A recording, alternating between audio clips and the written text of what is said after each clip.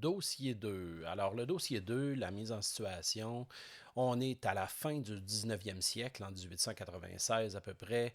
On amorce ce qu'on appelle la deuxième phase d'industrialisation, qui est marquée par des nouveaux secteurs industriels qui se développent, notamment l'hydroélectricité puis des nouvelles sources d'énergie. Un petit rappel, en secondaire 1 ou 2, on avait vu ça en géographie, c'est les secteurs de l'économie. Alors, dans les secteurs de l'économie, on a le secteur primaire, le secteur secondaire et le secteur tertiaire. Je vous ai tout marqué ça dans vos notes. Donc, primaire, c'est les matières premières, par exemple un bûcheron.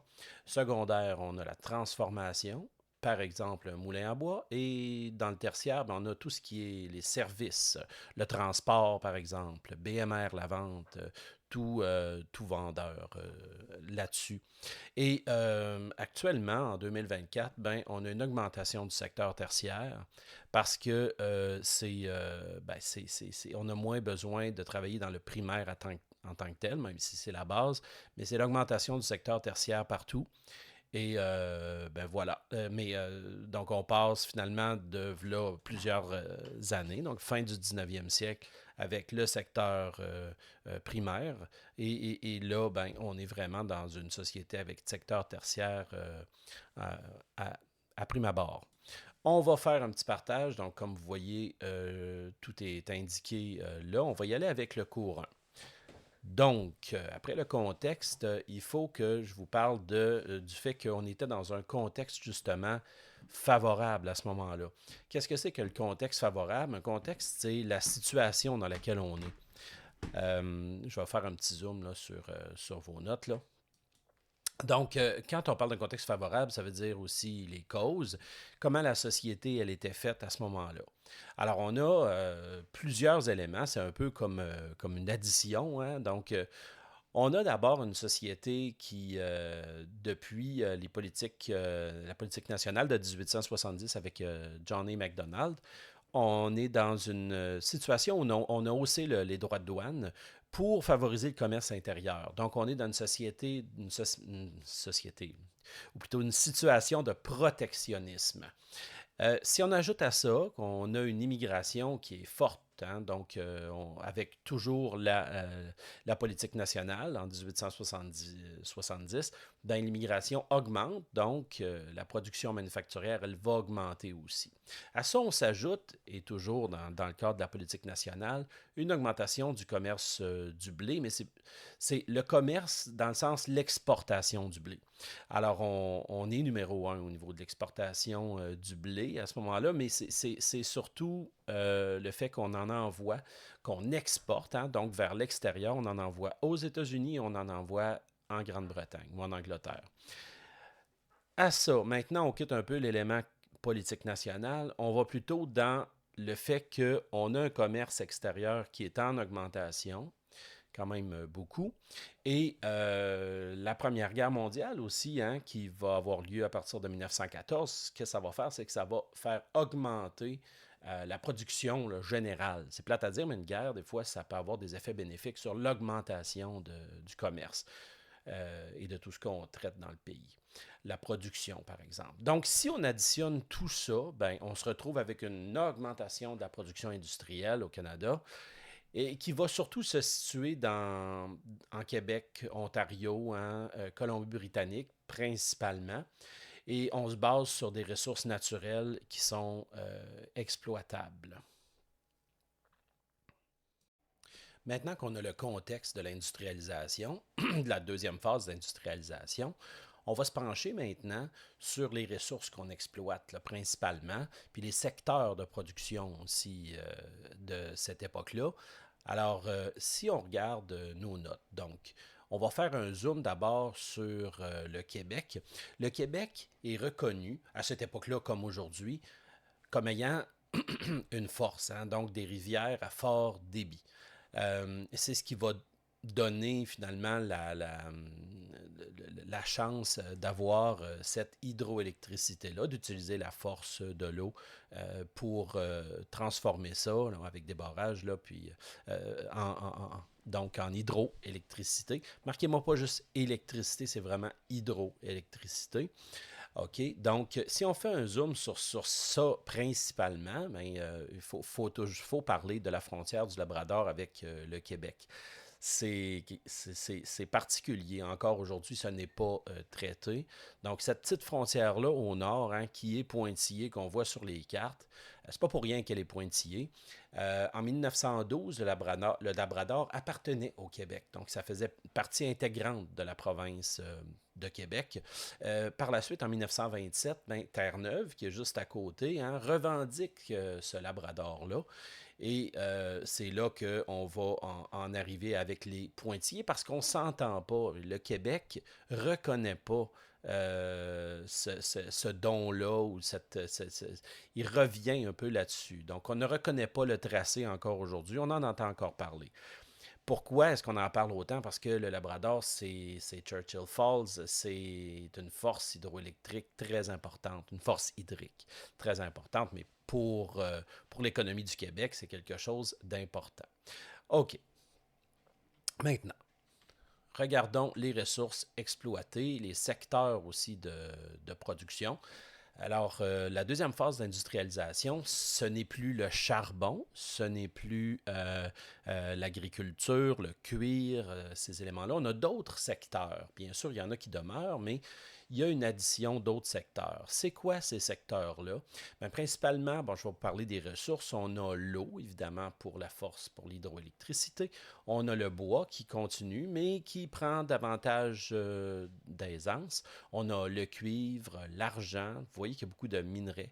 L'or, le zinc et l'amiante, qui va faire en sorte qu'on va développer d'ailleurs la région de l'amiante. Donc, on pourra parler d'asbestos, qui aujourd'hui ne porte plus ce nom-là. Hein? Donc, et aussi Thetford Mines, pour ne nommer que ceux-là. Donc, avec toutes ces ressources-là, ce qu'on va faire, ben, c'est deux types de forces. Donc, on a l'électrométallurgie. On voit ça dans les textes souvent. C'est quoi que ça veut dire? Ben, c'est l'aluminium. Parce que l'aluminium, ça prend de la bauxite, mais ça prend un choc électrique aussi. Ça prend de l'électricité pour faire cet aluminium-là. Et nous, on n'a pas la bauxite. Il faut vraiment l'importer. Et on a l'électrochimie. Donc, l'électrochimie, c'est tout ce qui est les piles, de faire de façon chimique cette énergie-là. Alors, les régions qui sont à fort potentiel électrochimique ou électrométallurgique, ben, dans le fond, c'est ça qu'on vise là, dans la deuxième phase d'industrialisation et encore aujourd'hui d'ailleurs. Euh, c'est gagnant d'avoir ces ressources naturelles-là, ou en tout cas en grande quantité dans ces coins-là, parce que ça va faire augmenter l'industrialisation. Ça va faire augmenter aussi, évidemment, hein, si on a des industries, mais ça va faire augmenter la population, puis l'attrait vers cet endroit-là. Regardons un exemple d'une région qui va beaucoup se développer dans cette période-là. Alors, par exemple, la Mauricie. Donc, la Mauricie, c'est en haut de Trois-Rivières, donc la rivière Saint-Maurice, hein, qui se développe. On a une cinquantaine d'années entre 1900 et 1950. C'est la Shawinigan Water and Power Company, qui est la numéro 1 mondiale. Shawinigan, hein, c'est juste en haut de Trois-Rivières. Donc, vous voyez, on utilise la force hydrique de la rivière Saint-Maurice pour développer là, le commerce, justement. Le Water and Power Company, hydroélectricité. Mais éventuellement, ça va faire développer aussi d'autres éléments. Hein? On a dit que ça prend de l'hydroélectricité pour transformer la bauxite en aluminium. Donc, évidemment, on va créer l'industrie de l'aluminium qui va s'appeler la Northern Company au début du siècle dernier, qui va devenir la Rio Tinto maintenant. Et on a aussi toute l'industrie des pâtes et papiers. C'est quoi le lien avec l'hydrologie ou c'est quoi le lien avec l'eau? Ben, c'est qu'on a besoin d'une grande quantité d'eau parce qu'on défait évidemment les arbres, qui sont d'ailleurs pas obligés d'être la même qualité que du bois d'œuvre, là. Donc, on prend des arbres et puis on les défait et on en fait une pâte, puis ça prend de l'eau pour en faire cette pâte-là. Après ça, on a des produits chimiques blanchissants là, pour être capable de faire ce papier-là. Donc, si on possède, c'est des grosses industries, là, eux autres, ils possèdent des zones de bois, ils possèdent des barrages, ou en tout cas, peut-être pas pour l'hydroélectricité, mais pour plutôt amener l'eau à certains endroits. Donc, ils possèdent tout ça, donc ils possèdent l'usine aussi. C'est des grosses industries au Québec. Les activités industrielles au Québec autour de 1910, là, comme vous voyez sur la carte qui est là, alors c'est dans la vallée du Saint-Laurent principalement, mais on commence, voyez-vous, avec Chicoutimi, Saguenay, hein, donc, qui aujourd'hui est Saguenay. Donc, on voit qu'il y a quand même une industrie qui est là. Ici, on regarde la légende. N'oubliez pas de regarder vos légendes toujours. Usine de pâte et papier, ça commence comme ça. Éventuellement, ça va être d'autres choses plus tard, mais on commence de même.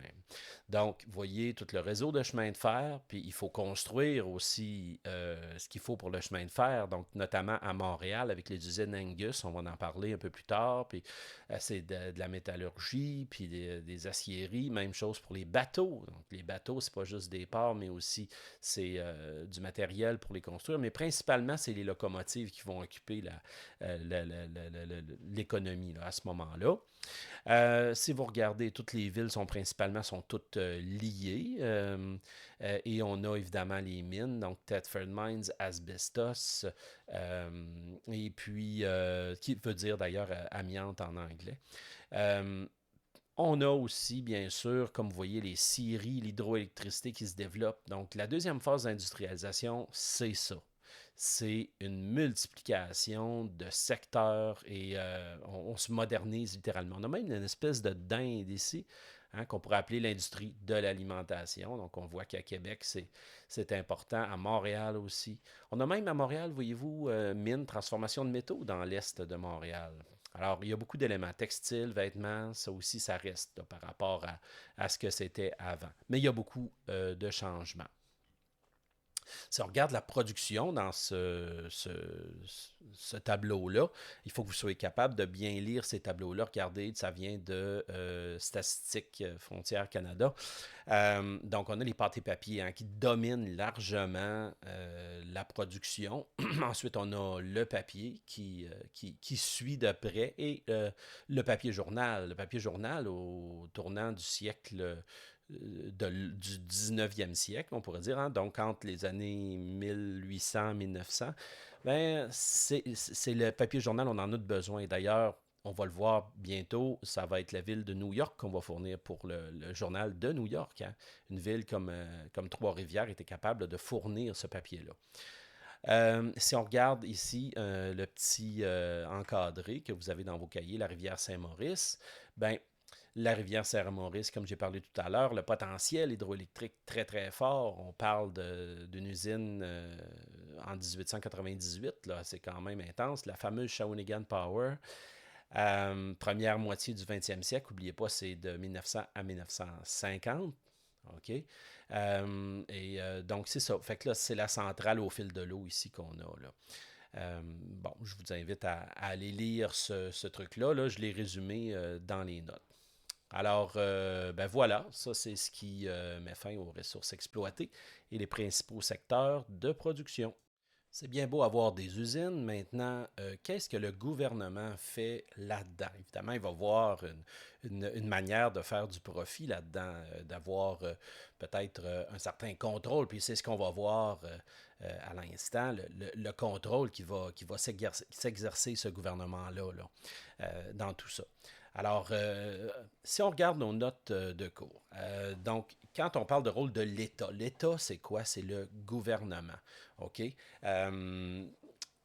le gouvernement, c'est souvent, en tout cas, là, l'activité qu'il fait, c'est ce qu'on appelle public, hein, parce que c'est la société, donc c'est le public.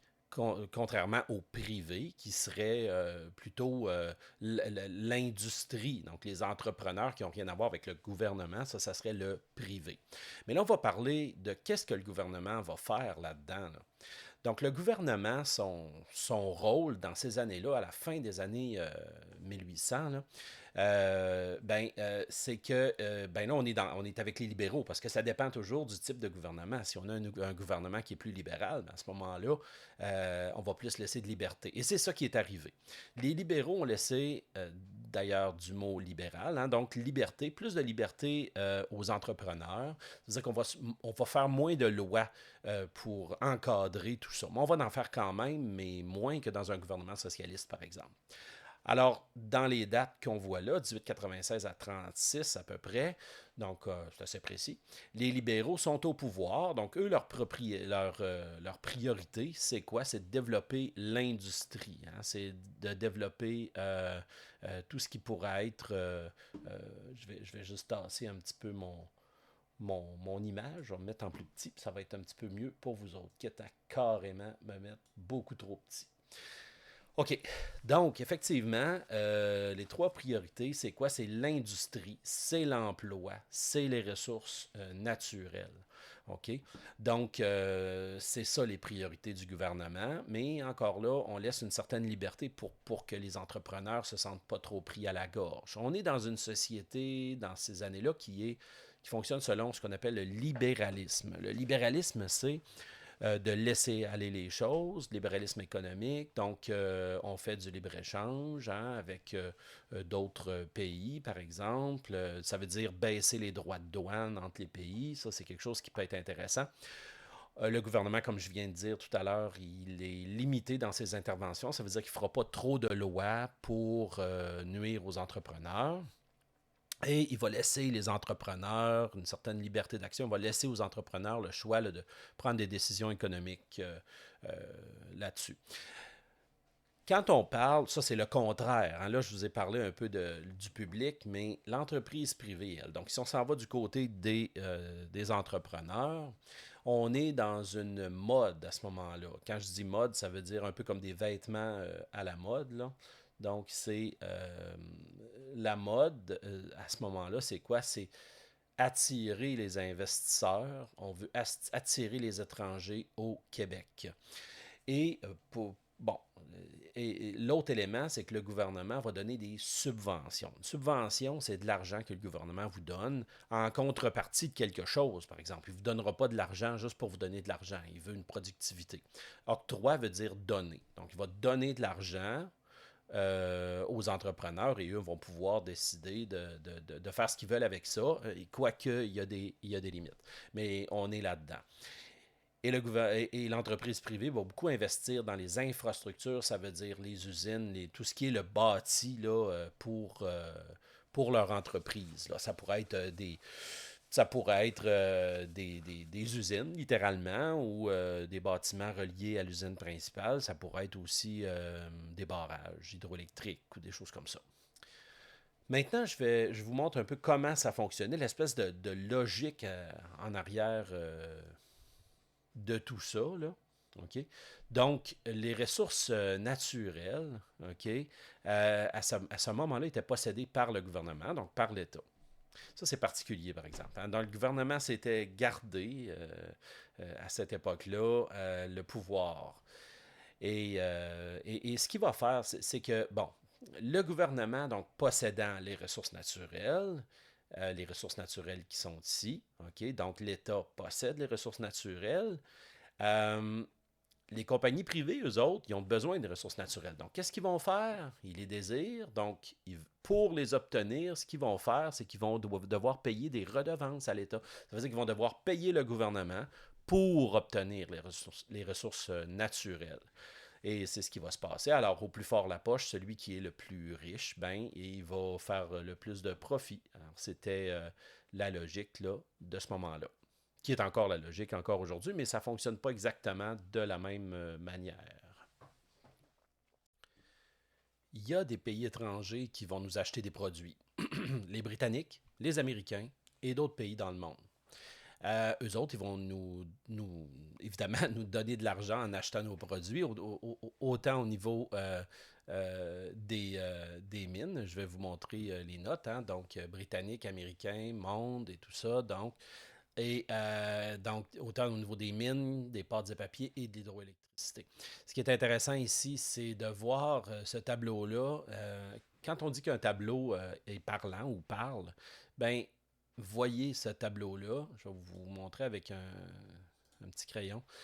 Ben, vous voyez qu'il y a un mouvement ici le rouge, là, donc les Royaumes-Unis, ben, ça baisse. Donc la Grande-Bretagne, les investissements, c'est-à-dire ce qu'ils achètent de nous, ben, ça baisse de plus en plus. Tandis que, et ça c'est inversement proportionnel, les États-Unis, eux autres, ce qui est en vert, ben, ça l'augmente sans cesse. On a une petite baisse ici, mais il n'y a rien là. Là. Euh, donc, c'est ça. Les États-Unis vont devenir notre principal client là, avec le temps. Le Canada va envoyer des produits ailleurs. Puis, étant donné que les industries se diversifient, ben, les produits qu'on va envoyer vont se diversifier eux autres aussi. Là. Si on regarde le commerce extérieur avec les autres pays, par exemple, ben, en première position, on a le blé, avec lequel on fait de la farine principalement. On exporte ça aux États-Unis, on exporte ça aussi dans divers pays d'Europe. Avec la Deuxième Guerre mondiale, il va y avoir un effort de guerre qui va se faire principalement dans tous les pays, mais ce qui va toucher davantage le Canada, ça va être l'appui britannique, l'appui pour la Grande-Bretagne, pour tout ce qui est agricole. Là. Donc, nous, on va donner de la nourriture pour la Grande-Bretagne. Ça va être un client, là, pas mal. Et on a en troisième position les pâtes et papiers, un commerce qu'on va envoyer, qu'on va faire 80% de toute notre production, c'est l'Amérique du Nord pour les journaux, hein, les différents journaux. La valeur des exportations, elle, juste pour vous donner un exemple, encore une fois, quand je vous montre un tableau comme ça, c'est pour montrer qu'un tableau, ben, ça parle, puis comment l'interpréter, ce tableau-là, vos dossiers documentaires. Mais toujours, regardez, hein, vous avez toujours ici en bas la source. Ça ne veut pas dire que ça va vous donner toutes les informations, mais ça provient de quelque chose. Ça provient de l'Histoire générale du Canada en 1988. Si on regarde ici, c'est que les exportations de blé et de farine vont littéralement exploser en 20 ans. Là. Fait que, dans le fond, ce qu'on envoie ailleurs, ça va être vraiment débile. Puis, tu sais, il n'y a rien qui vous empêche de noter des choses à côté de ce que vous voyez là dans un dossier documentaire, dire, ah, ben là, je fais une flèche ici, ça veut dire qu'il y a une augmentation des exportations de blé, on est autour des années 1900. Fait que ça va vous aider à bien comprendre là, le document. Sans transport, sans moyen de transport qui se développe, hein, comme vous avez vu au niveau des chemins de fer qui vont relier à peu près toutes les villes du Nouveau-Canada, en tout cas au Québec et entre toutes les provinces, ben, sans ça, on n'a pas une industrie qui se tient. C'est essentiel d'avoir un transport. Puis le transport était bien différent au début des années 1900, mais fin 1800 aussi. Hein, donc, c'est ce qu'on va regarder à l'instant. Donc, les infrastructures de transport. Infrastructure, hein, c'est des constructions humaines, n'oubliez pas. Le premier, hein, c'est mon fameux chemin de fer. Donc, on a une augmentation des chemins de fer, comme on a vu dans une des cartes précédentes. Là. Et c'est pas juste non plus l'augmentation des chemins de fer en quantité, mais c'est le développement du matériel pour le chemin de fer, l'acier pour les moteurs, pour les rails, pour bâtir des locomotives et des wagons. Ça va se faire à Montréal, on va en parler tout à l'heure, juste en bas ici. Bon, les infrastructures ont besoin de pétrole parce que les moteurs se développent, on a besoin d'avoir ça, les moteurs à explosion, puis aussi les routes. Il faut pouvoir faire le revêtement pour les routes et ça demande du pétrole pour l'asphalte. Et les ports aussi vont se développer. Le port de Montréal, principalement. Le port de Québec, là, il a pas mal pris le bord. Je veux dire, il est toujours important, mais beaucoup moins en importance que celui de Montréal. Dans le début des années 1900, ça fait presque 100 ans là, que Québec a été détrôné. Peut-être un peu moins que 100 ans, mais quand même, ça fait plusieurs dizaines d'années que Québec a été détrôné par Montréal, qui est, elle, beaucoup mieux placée que Québec. Quand tu parles de plaque tournante, c'est que comme je l'expliquais un peu en classe à certains, je sais que c'est pas toujours évident ces mots-là. Plaque tournante, c'est que Montréal, à partir de Montréal, ben, il y a plusieurs choix qui se font au niveau du transport. Donc, Montréal, on arrive là, puis on peut utiliser le bateau, le chemin de fer, il y a plusieurs voies disponibles, on peut prendre n'importe quelle barre. C'est pour ça qu'on appelle ça une plaque tournante. On peut s'imaginer que quand on arrive à Montréal, ben là, on peut, sur 360 degrés, on peut vraiment choisir à peu près n'importe quoi. C'est ça. Donc, il y a une multitude de choix. Puis, le port de Montréal est situé proche de l'Ontario, est situé aussi ben, proche de l'État de New York et de là, ben, le monde, puis évidemment la ville de New York, beaucoup mieux placée que la ville de Québec qui est beaucoup au nord, elle. Si on regarde ce curieux dessin, ben, en fait, c'est pour vous montrer rapidement la route du blé. C'est que le blé de l'Ouest, avec lequel on fait de la farine ou quoi que ce soit, ben, la matière première va être transportée en train jusqu'au port de Montréal via le Canadien Pacifique. CP veut dire Canadien Pacifique. Ici, de ce côté-là, ce serait le Canadien National. Mais principalement, c'est les wagons du Canadien Pacifique, donc qui sont pas mal dans l'Ouest canadien. Hein. Si vous allez là, dans l'Ouest canadien, ce ne sont que des wagons CP, jusqu'en Colombie-Britannique. Alors, ils amènent ça au port de Montréal, traversent l'Ontario, les Grands Lacs, etc. Et de Montréal, ben là, on va en faire généralement, soit on va les mettre dans des gros élévateurs à grains, comme on voit là, dans le port de Montréal. D'ailleurs, la farine Five Rose, quand on arrive à Montréal, c'est un building qu'on voit quand vous arrivez en train, par exemple. On l'a conservé, on aurait pu ne pas le garder, mais c'est un gros moulin à farine. Alors, le grain peut être moulu déjà ou juste en grain, mais ça prend des élévateurs à grains et les bateaux vont se remplir via ça. Et il y en avait plusieurs à Montréal. Donc, du port de Montréal, ben, on envoie ça dans les marchés extérieurs. Là, puis ça, c'est un bateau. Et des marchés du monde. Là. Alors, c'est de même que ça fonctionne, si on veut résumer un peu en schéma là, comment ça se faisait. Et à Montréal, on a des usines, les usines Angus à Montréal. Euh, et eux, ils vont faire du matériel pour les chemins de fer. Alors, que ce soit des moteurs, ça prend beaucoup d'acier, ça demande beaucoup aussi de personnel. Alors, ces usines-là vont être des usines majeures, là, je veux dire, pour le développement de la ville de Montréal. Il y a beaucoup d'ouvriers qui travaillaient là au début du siècle dernier.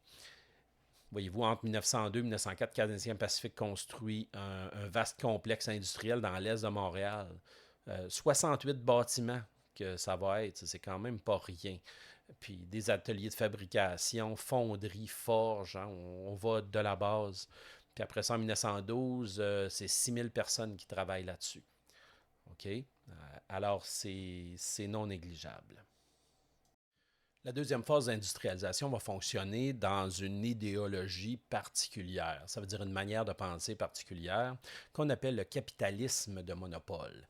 Euh, Quand on parle d'une idéologie, une manière de penser, souvent ça finit en isme. Ce n'est pas toujours le cas, mais par exemple, ici, dans le cas du capitalisme, ben, on parle d'un mot important, capital. Le capital, c'est l'argent. Donc, quand on dit capitalisme, ben, ça veut dire que c'est un mouvement de pensée qui met l'argent en premier. Donc, capitalisme de monopole. Mono veut dire un.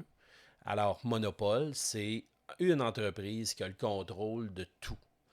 Alors, si on regarde ça, le capitalisme de monopole, ça veut dire qu'on est dans une manière de penser où il faut produire, il faut faire de l'argent, mais il faut tellement en faire qu'il faut être les seuls à posséder quelque chose, à posséder là, tout, là, je veux dire, de la production à aller jusqu'à la vente. Là.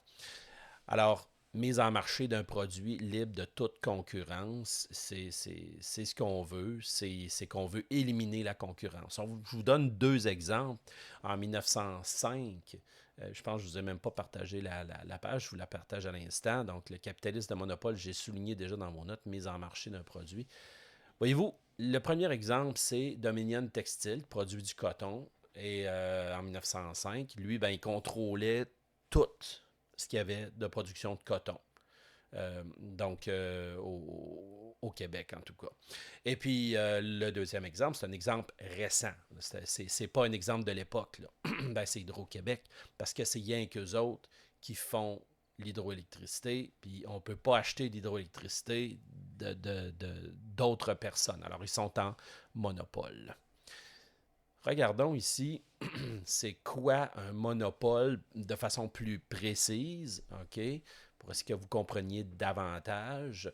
Je vous donne, il y a deux choses. Si vous voulez être un gros à cette époque-là, un puissant, un riche dans le début des années 1900, premièrement, vous devez acheter les concurrents. Toutes les personnes qui font concurrence à vous, vous devez les acheter parce que c'est comme ça que vous allez pouvoir fixer les prix de façon unilatérale. Ça veut dire qu'il n'y a pas personne qui va vous faire concurrence et qui va baisser ses prix pour attirer du monde. Alors, vous allez pouvoir mettre le prix que vous voulez. Le deuxième élément, c'est d'acheter les fournisseurs des concurrents. Hein? Ça veut dire que là, vous avez acheté vos concurrents, mais ces concurrents-là se fournissaient à quelque part.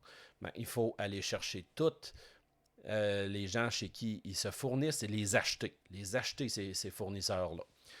Et là, comme ça, on va s'assurer d'avoir le contrôle absolu de tout, de l'extraction à la mise en marché. Et c'est comme ça que vous allez devenir extrêmement puissant.